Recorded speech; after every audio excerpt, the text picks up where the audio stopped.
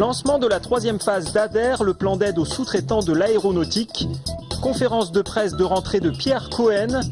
Préambule aux Journées du patrimoine avec une exposition d'affiches de films au Conseil régional.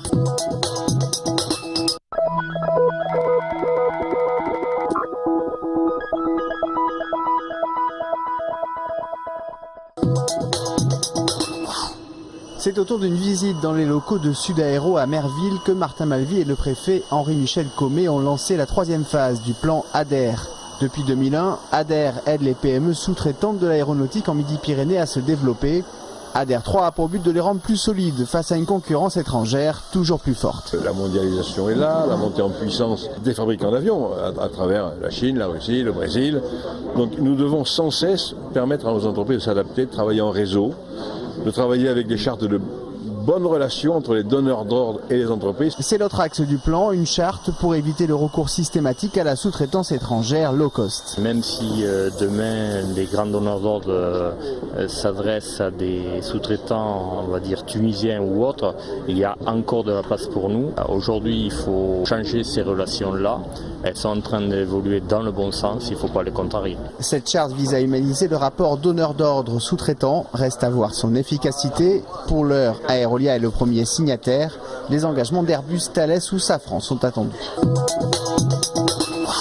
C'est dans une phase de concrétisation que se lance la mairie de Pierre Cohen en cette période de rentrée. Premier satisfecit le défi propreté pour la ville de Toulouse avec ce chiffre. En 2010, 13% des rues étaient propres. En 2011, c'est 46%. Autre défi, la ligne Garonne avec le tramway. L'avis que doit rendre le Conseil d'État à la fin du mois sur la poursuite ou non du projet est très attendu. Évidemment, on arrêtera le projet, mais avec l'objectif de relancer, quand le PDU, le plan de déplacement urbain sera voté, bien de relancer notre projet qui a été voté par une majorité de Toulousains, puisque nous avons été élus, je pense, pour une bonne partie, pour appliquer ce projet qu'on a présenté aux Toulousains. Et donc, évidemment, pour nous, ça ne fait que retarder, mais ce sera quelque chose qu'on reprendra. Autre question pour cette année, l'avenir de la prison Saint-Michel, qui appartient toujours à l'État. Quand on est dans des projets qui sont à vocation d'équipement public, donc qui vont coûter à la municipalité pour faire je dirais, à la fois l'entretien du patrimoine et son fonctionnement, ben, il nous semble qu'il y a un effort de l'État à ne pas le valoriser et donc on n'a pas les mêmes calculs. Nouvelle volonté de la mairie, appliquer les principes du grand projet de ville à d'autres quartiers toulousains comme par exemple les Isards. Seuls 28% des chercheurs en France sont des femmes. C'est dans cette optique que 2 Toulousaines vont recevoir le prix L'Oréal UNESCO Académie des Sciences, intitulé Pour les femmes et la science. Portrait de l'une d'entre elles, Amélie Béduet. J'effectue mes recherches entre le LAS CNRS et l'ITAV, ici situé sur l'Oncopole de Toulouse, sur un sujet interdisciplinaire où j'utilise des éléments de micro et nanotechnologie pour organiser des réseaux de neurones. Âgé seulement de 25 ans, cet ingénieur en physique est diplômé de l'INSA et dispose également d'un master recherche obtenu à l'université Paul Sabatier. Moi, ces recherches m'ont beaucoup passionnée parce que c'était l'occasion de mettre à profit mes compétences de physicienne et de micro et nanotechnologue au service d'un projet qui avait un but appliqué vers un objectif thérapeutique, puisque l'objectif est de créer une bioprothèse cérébrale qui vise à proposer une nouvelle voie d'action pour des patients qui ont eu un AVC. Une carrière bien prometteuse pour cette jeune scientifique.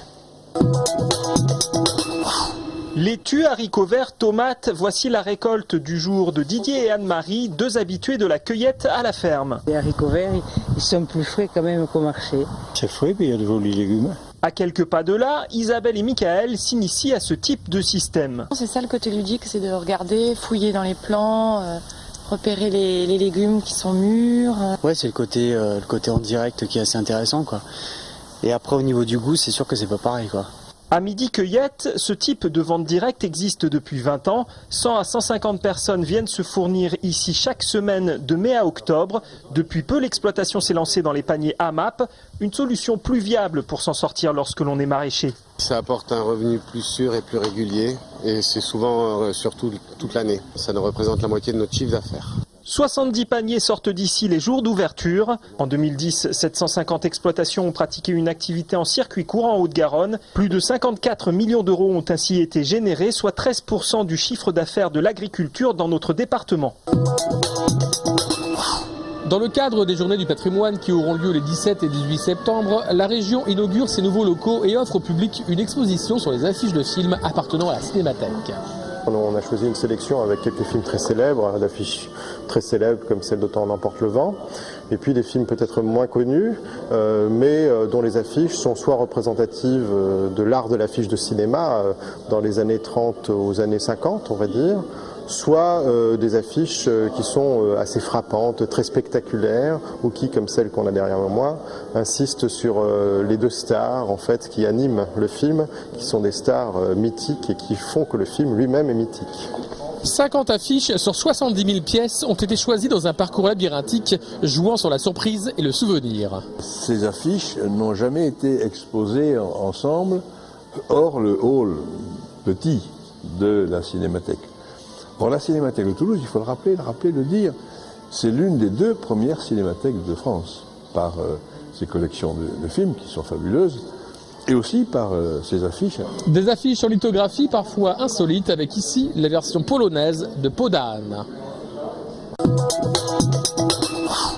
Qu'ils veuillent acquérir la technique du tigre ou bien celle du dragon, de plus en plus d'enfants pratiquent les arts martiaux. Par exemple, 200 000 Français pratiquent le karaté, un nombre en constante augmentation. Un engouement qui se vérifiait cet après-midi aux portes ouvertes du centre d'arts martiaux Shaolin Toulouse. Le karaté, c'est ce qui l'a vraiment motivé, et depuis il en parle tous les soirs, il en fait le plus souvent possible et il est très très motivé. Pour les enfants, le défouloir est garanti dès l'âge de 4 ans. Mais les arts martiaux, ce ne sont pas que du sport, c'est aussi un ensemble de valeurs et une certaine mentalité. Oui, ils vont aussi apprendre ce que c'est que le respect, ils vont apprendre donc à respecter le travail en groupe, parce que même si l'art martial c'est quelque chose qui se pratique de manière individuelle, on est quand même dans un collectif. Mais avant de devenir un grand champion de karaté ou de kung-fu, Petit Scarabée doit encore s'entraîner. Allez, au suivant.